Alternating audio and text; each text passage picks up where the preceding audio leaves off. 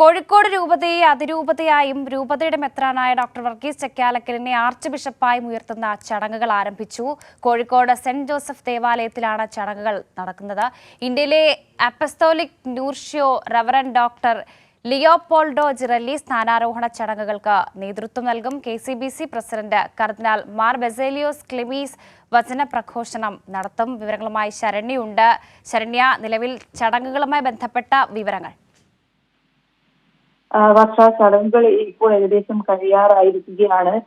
നമുക്കറിയാം, കഴിഞ്ഞ ഏപ്രിൽ 12-നായിരുന്നു കോഴിക്കോട് രൂപതയെ അതിരൂപതയായും അതുപോലെ തന്നെ രൂപതയുടെ മെത്രാനായിരുന്ന ഡോക്ടർ വർഗീസ് ചക്കാലക്കലിനെ അതിരൂപതയുടെ ആദ്യ ആർച്ച് ബിഷപ്പായി ഉയർത്തുന്ന ചടങ്ങ് പ്രഖ്യാപനം നടത്തിയിട്ടുള്ളതാവട്ടെ നമുക്ക് ഏവർക്കും വളരെ പരിചിതനായിരുന്ന ഫ്രാൻസിസ് മാർപ്പാപ്പയായിരുന്നു ഉത്തരവായിരുന്നു അന്ന് വായിച്ചു കേട്ടിട്ടുണ്ടായിരുന്നത്.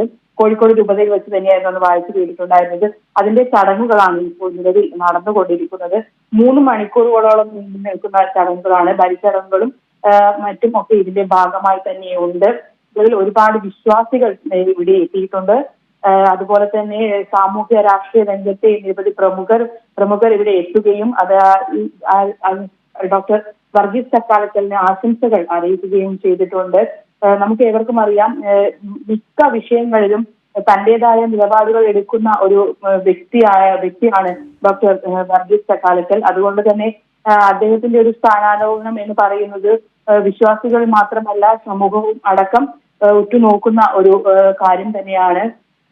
കാസർഗോഡ് മുതൽ കോഴിക്കോട് രൂപതയെ അതിരൂപതയായും രൂപതയുടെ മെത്രാനായ ഡോക്ടർ വർഗീസ് ചക്കാലക്കലിനെ ആർച്ച് ബിഷപ്പായും ഉയർത്തുന്ന ചടങ്ങുകൾ ഏകദേശം പൂർത്തിയായി എന്ന് വേണം മനസ്സിലാക്കാൻ. ശരണ്യയാണ് അവിടെ നിന്നും വിവരങ്ങൾ നൽകിയത്.